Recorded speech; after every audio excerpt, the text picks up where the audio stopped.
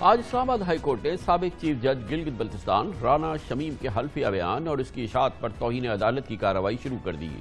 گویا الزامات پر مبنی بیان حلفی سے لینے کے دینے پڑ چکے ہیں۔ آج کیس کی پہلی سماعت کے موقع پہ رانا شمیم غیر حاضر رہے، جبکہ جنگ گروپ کی ادارتی شخصیات پر عدالت میں پیش ہوئی ہیں اور آج چیف جسٹس اسلام آباد ہائی کورٹ چیف جناب جسٹس اطہر من اللہ نے سماعت کے دوران کلیدی سوالات کیے اور ریمارکس دیے۔ ججز پر تنقید شہریوں کا حق ہے، ان کا کہنا تھا، مگر یہ تنقید نہیں بلکہ عدالت پر حملہ ہے۔ ان کا کہنا تھا کہ مجھے اپنے ججز پر اعتماد ہے۔ اخباری رپورٹ سے عدلیہ کے وقار پر حرف آیا۔ جسٹس اطہر من اللہ نے سوال کیا کہ رانا شمیم نے غلط کام ہوتے ہوئے دیکھا تو سپریم جوڈیشل کونسل کو رپورٹ کیوں نہ کیا؟ رانا شمیم 3 برس خاموش کیوں رہے اور بیان حلفی کو بھی بیرون ملک کیوں نوٹرائز کرایا؟ جسٹس اطہر من اللہ نے کہا کہ رانا شمیم کا حلف نامہ جوڈیشل ریکارڈ کا حصہ نہیں۔ معزز جج نے اخبار کے ادارتی عملے سے استفسار کیا کہ اگر آپ کو کوئی پراسرار بیان حلفی دے تو آپ اس کو فرنٹ پیج پہ چھاپ دیں گے؟ جسٹس اطہر من اللہ نے سوال کیا کہ کیا آپ نے چیک کیا کہ احتساب عدالت کا فیصلہ کس تاریخ کو آیا اور ہائی کورٹ کا بینچ کب بنا اور کون سا بینچ بنا؟ اور کیا آپ نے خواجہ حارث سمیت دیگر وکلاء سے معلوم کیا کہ انہوں نے الیکشن کے بعد کیس مقرر ہونے پر کوئی اعتراض نہیں کیا تھا؟ چیف جسٹس اطہر من اللہ نے ریمارکس دیے کہ اگر ثبوت سامنے آیا تو وہ سابق چیف جسٹس ثاقب نثار کے خلاف بھی کارروائی کریں گے۔ نواز شریف اور مریم نواز کی سزاؤں کے خلاف اپیلوں سے متعلق سابق چیف جسٹس ثاقب نثار پر الزامات پر مبنی بیان حلفی اور اس کی خبر سے متعلق کیس کی آج اسلام آباد ہائی کورٹ میں سماعت ہوئی۔ چیف جسٹس اسلام آباد ہائی کورٹ جسٹس اطہر من اللہ نے انصار عباسی سے استفسار کیا کہ کیا آپ نے خود انویسٹیگیشن کی اور کیا آپ نے چیک کیا کہ احتساب عدالت کا فیصلہ کس تاریخ کو آیا تھا؟ چیف جسٹس اسلام آباد ہائی کورٹ نے بتایا کہ 6 جولائی 2018 کو نواز شریف اور مریم نواز کو سزا ہوئی۔ 16 جولائی کو اپیلیں فائل ہوئیں۔ اس وقت وہ اور جسٹس عامر فاروق بیرون ملک تھے اور جسٹس محسن اختر قیانی اور جسٹس میاں گل حسن اورنگزیب کے سامنے کیس مقرر ہوا۔ اپیلوں کی پیروی خواجہ حارث کر رہے تھے۔ کیا آپ نے خواجہ حارث سے ہی پوچھا؟ جسٹس اطہر من اللہ نے معلوم کیا کہ آپ نے بظاہر جج کا نام نہیں لکھا مگر پوری عدلیہ پر سوال اٹھے، باتیں بننا شروع ہو گئیں۔ معزز جج نے سوال کیا کہ کیا اس عدالت کا جج کہیں سے ہدایات لیتا ہے؟ اس موقع پر انصار عباسی نے جواب دیا کہ میں نے جو کیا عدلیہ کی عزت کے لیے کیا ہے، میں نے صرف بیان حلفی رپورٹ کیا۔ انصار عباسی نے مزید کچھ کہنے کی اجازت مانگی تو عدالت نے انکار کرتے ہوئے کہا کہ آپ نے جو نقصان پہنچانا تھا وہ پہنچا دیا ہے۔ جسٹس اطہر من اللہ نے کہا کہ میرے جج پر انگلی اٹھائی گئی۔ اس عدالت میں ہر جج نے عوام کا اعتماد بحال رکھا ہے۔ ایک موقع پر جسٹس اطہر من اللہ نے کہا کہ میں بھی جج ہوں، اگر میرے سامنے کوئی چیف جسٹس ایسی بات کرے تو میں سپریم جوڈیشل کونسل جاؤں گا۔ فاضل چیف جسٹس نے استفسار کیا کہ رانا شمیم کہاں ہیں؟ وہ خود کیوں پیش نہیں ہوئے؟ جس پر ان کے وکیل نے بتایا کہ وہ برطانیہ میں تھے، رات کو ہی وطن واپس پہنچے ہیں اور بیمار ہیں، اس لیے 1 ہفتے کا وقت دیا جائے۔ اٹارنی جنرل خالد جاوید خان نے بتایا کہ رانا شمیم کے بھائی 6 نومبر کو فوت ہوئے اور 10 نومبر کو انہوں نے بیان حلفی دیا۔ جسٹس اطہر من اللہ نے 26 نومبر تک سماعت ملتوی کرتے ہوئے ریمارکس دیے کہ بس خبر کے ذریعے عدالت اور ججز کی ساکھ پر سوال اٹھایا گیا۔ سب کو شوکاز نوٹس جاری کرتا ہوں، 7 روز میں جواب دیں۔ اس بات پہ کوئی شبہ نہیں کہ پچھلے 24 گھنٹوں کے دوران رانا شمیم کے بیان حلفی کی بنیاد پر میڈیا میں اعلیٰ عدلیہ کے معزز جج کا نام لے کر عدلیہ کی ساکھ پر سوال اٹھائے جا رہے ہیں، الزامات عائد کیے جا رہے ہیں، جبکہ اسلام آباد ہائی کورٹ میں نواز شریف اور مریم نواز کی اپیلوں کی کیس کی سماعت کرنے والے بینچ میں ایک جج کی تبدیلی کا مطالبہ بھی سامنے آیا ہے۔ چیف جسٹس پاکستان اپنے رجسٹرار کو کہہ رہے تھے کہ آپ اسلام آباد ہائی کورٹ کے جسٹس میاں عامر فاروق تک یہ پیغام پہنچائیں کہ میاں محمد نواز شریف اور مریم نواز شریف صاحبہ کی جو بیل اسلام آباد ہائی کورٹ میں لگی ہے، بیل نہیں ملنی چاہیے جنرل الیکشن سے پہلے۔ چیف جسٹس پاکستان کی جسٹس عامر فاروق صاحب سے بات ہو گئی اور وہ مطمئن ہو گئے، ثاقب نثار صاحب، رانا شمیم صاحب اور اسلام آباد ہائی کورٹ کے موجودہ جسٹس میاں عامر فاروق صاحب حقیقت یہ جانتے ہیں۔ بینچ دیکھ کر وکیل بتاتا ہے کہ فیصلہ کیا آئے گا، یہ آج ہمارے عدل کے نظام کی حالت ہے، اور آج اسی جن اسلام آباد ہائی کورٹ کے چیف جسٹس کا نام آیا ہے وہی آج اپیل سن رہے ہیں، مریم نواز اور نواز شریف، تو انصاف کہاں سے آئے گا؟ یقیناً سنگین صورتحال ہے کیونکہ معزز جج اسلام آباد ہائی کورٹ کا نام بار بار سامنے آ رہا ہے، اور یہ بھی بڑی امپورٹنٹ بات ہے کہ جن جج صاحب کا نام سامنے آ رہا ہے وہ تو اس وقت اس بینچ کا حصہ ہی نہیں تھے جب یہ پوری بات کہی گئی، مبینہ طور پہ بیان کی گئی۔ وزیر قانون بیرسٹر فاروق نسیم کا کہنا ہے کہ رانا شمیم کا بیان حلفی سچ کے منافی لگتا ہے، اور اگر یہ سچ ہوتا تو 3 سال انتظار نہیں کرتے۔ انہوں نے کہا کہ اس بیان حلفی میں بہت سی چیزیں متضاد ہیں۔ جس قسم کی ڈسکشن چلا ہے یا جس قسم کا ایفیڈیوٹ پیش کیا گیا ہے وہ ظاہر وہ سچ پر بیسڈ نہیں لگتا بالکل، اور اگر سچ پر بیسڈ ہوتا تو یہ 2-3 سال انتظار کرنے کی کیا ضرورت تھی؟ اسی وقت رانا شمیم صاحب کو بتا دینا چاہیے تھا۔ آرٹیکل 209 بھی موجود تھا، سپریم جوڈیشل کونسل بھی موجود تھی۔ تو حکومت کا تو یہ ایک کنسیڈرڈ ویو یہ ہے کہ اس ایفیڈیوٹ میں کوئی سینکٹیٹی نہیں ہے، کوئی جان نہیں ہے، اس کے اندر اپنے اور بھی ایشوز ہیں، ٹیکنیکل ایشوز ہیں، اس کی ڈیٹس، اس کی ٹائمنگ، وہ ساری چیزیں جو ہیں آپس میں کانفلکٹ کر رہی ہیں۔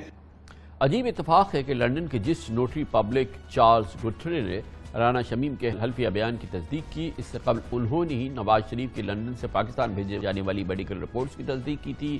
اسی نوٹری پبلک نے پیناما JIT کی کارروائی کے دوران پاکستان ہائی کمیشن کے لیے کام کیا تھا، اور ایون فیلڈ ریفرنس میں نیب کے لیے دستاویزات کی بھی تصدیق کی تھی۔ خبریں ہیں کہ احتساب عدالت کے سابق جج ارشد ملک کی متنازعہ ویڈیو میں بھی ناصر بٹ کی پیش کردہ فوٹیج کی فورینسک رپورٹ بھی اسی نوٹری پبلک نے جاری کی تھی۔ سابق چیف جج رانا شمیم کے اس فیصلے کو کہ وہ اپنا حلفیہ بیان لندن میں جا کے ریکارڈ کرائیں، اس پہ پاکستان کے نامور سینئر قانون دان بہت امپورٹنٹ سوالات اٹھا رہے ہیں۔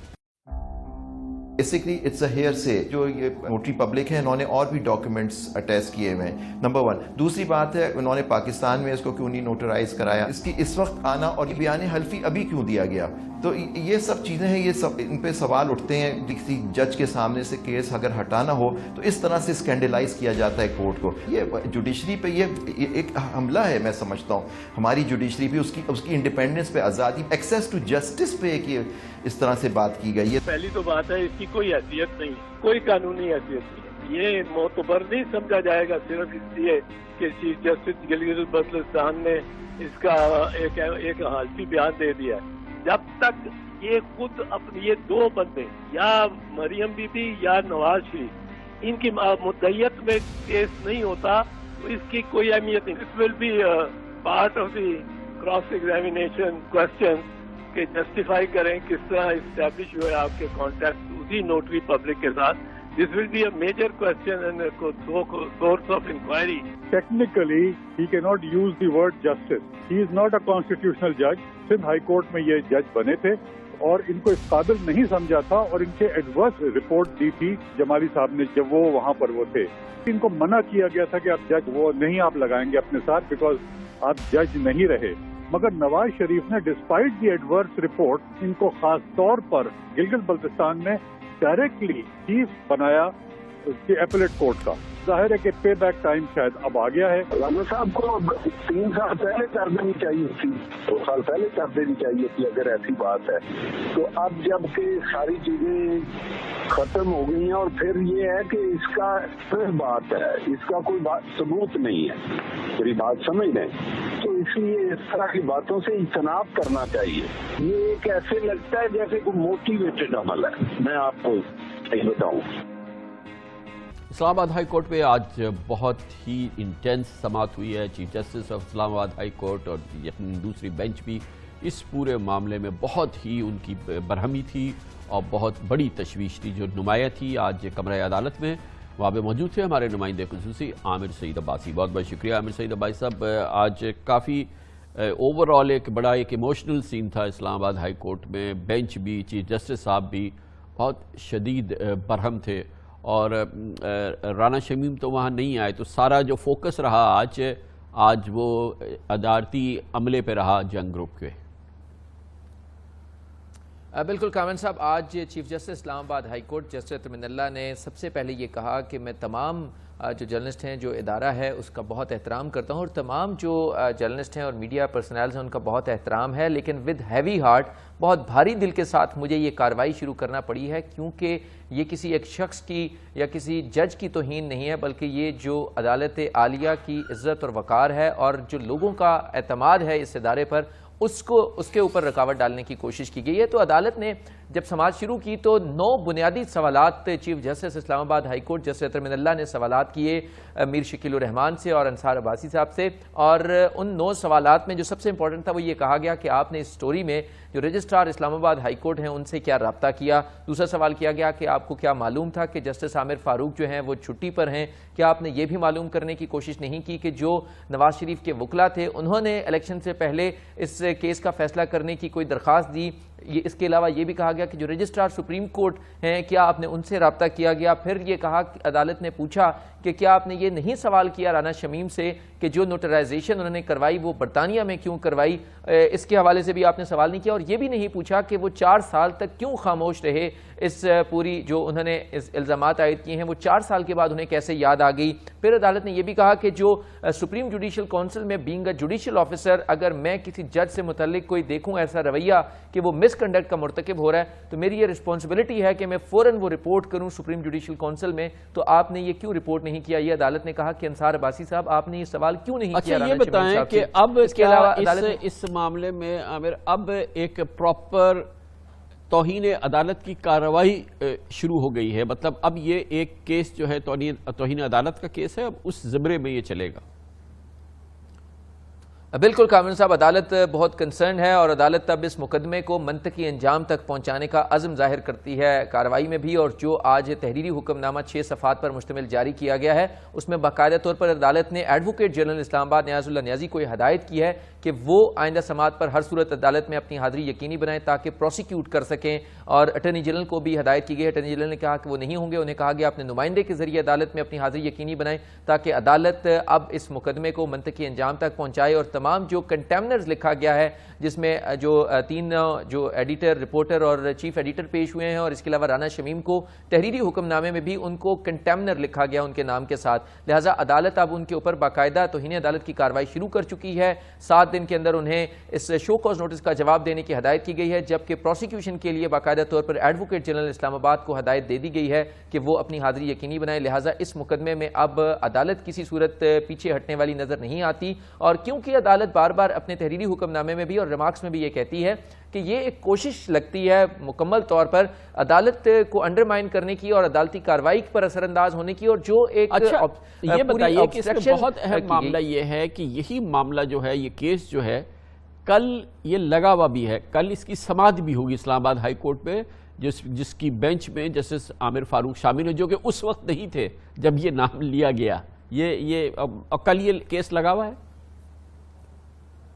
جی بالکل کامران صاحب، کل اس سے جو پچھلی سماعت تھی جو گزشتہ ماہ ہوئی تھی اس میں باقاعدہ طور پر عرفان قادر صاحب جب دلائل مکمل کر چکے تھے تو اس کے بعد عدالت نے اب 17 نومبر کی تاریخ مقرر کی تھی جو کل ہے، اور کل ہی ایون فیلڈ میں جو مریم نواز اور کیپٹن ریٹائرڈ صفدر کی سزا کے خلاف اپیلیں ہیں ان پر سماعت ہوگی اور عرفان قادر صاحب اپنے دلائل دیں گے، لہٰذا اس میں کوئی تبدیلی نہیں آئی۔ بعض لوگوں کا خیال تھا کہ شاید بینچ ٹوٹ جائے گا، کوئی تبدیلی آ جائے گی، لیکن ایسا نہیں ہوا۔ دیکھتے ہیں کہ کل کیا ہوتا ہے۔ قمر شبیک اس کے بعد پوچھیں گے پاکستان مسلم لیگ نون سے کہ اب کیونکہ یہ رانا شمیم صاحب کا بیان جو ہے انتہائی متنازع ہو گیا ہے، توہین عدالت کا موضوع بن گیا ہے، اس پر بہت ہی سیریس سوالات قانون دان بھی اٹھا رہے ہیں اور آج اسلام آباد ہائی کورٹ نے بھی اٹھایا ہے۔ کیا کہتی ہے پاکستان مسلم لیگ نون؟ سیکرٹری جنرل احسن اقبال ہمیں بتائیں گے چھوٹے سے وقفے کے بعد۔ ظاہر ہے صحیح